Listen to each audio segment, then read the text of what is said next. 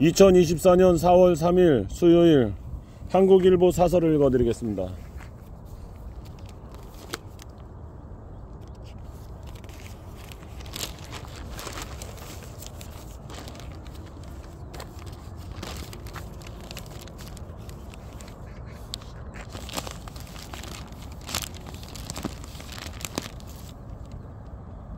과일값 잡으려 재정 무제한 투입, 득보다 실이 클 수도.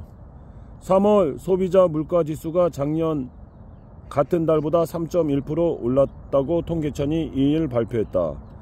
지난 1월 2%대로 낮아졌던 소비자 물가 상승률은 지난달 이어 2개월째 3%를 넘어섰다. 물가 상승의 주요 원인은 20.5% 오른 농산물로 두 달째 연속 20%대를 유지했다. 특히 사과가 88.2% 상승의 통계 작성 이후 최대 폭으로 기록했다. 배, 귤 등 다른 과일도 일제히 올랐다. 농산물 가격이 급등하자 정부는 지난달 18일 1,500억의 규모의 긴급 농수산물 축산물 가격 안정 자금을 투입하기로 하는 등 물가 억제에 나섰으나 아직 뚜렷한 효과가 나타나지 않고 있다. 결국 윤석열 대통령이 이날 국민이 체감할 수 있을 때까지 가격 안정 자금을 무기한 투입하고 지원 대상을 확대하겠다고 밝혔다. 대통령 지시 직전 최상목 부총리 겸 기획재정부 장관이 가격 안정 자금 투입이 늘어나면서 3월 연간 물가의 정점이 될 것이라고 밝혔음에도 더 강력한 대책을 주문한 것이다. 대통령이 나서는 것만으로 가격 안정 효과가 있을 것이다. 하지만 재정을 동원한 과도한 개입은 자칫 더 큰 부작용을 초래할 수 있다는 우려가 나온다. 우선 인위적인 과일값을 낮추면 그만큼 수요가 늘어나 가격 통제 효과가 감소하게 된다.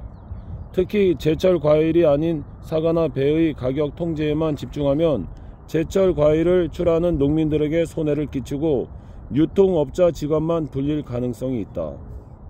게다가 지난달 유가 1.2% 올라 14개월간 이어지던 하락세가 멈추는 등 농산물 이외의 부분도 물가 불안이 확산되고 있다. 여기에 총선 이후 밀어넣었던 전기, 가스 요금을 비롯한 공급 요금 인상 요구도 잠복해 있는 상황이다. 이창용 한국은행 총재가 지난 2월 물가가 굉장히 울퉁불퉁한 길을 내려오고 있다며 금리 인하에 조심스러운 입장을 밝힌 것도 이런 불안 요소들을 지적한 것이다.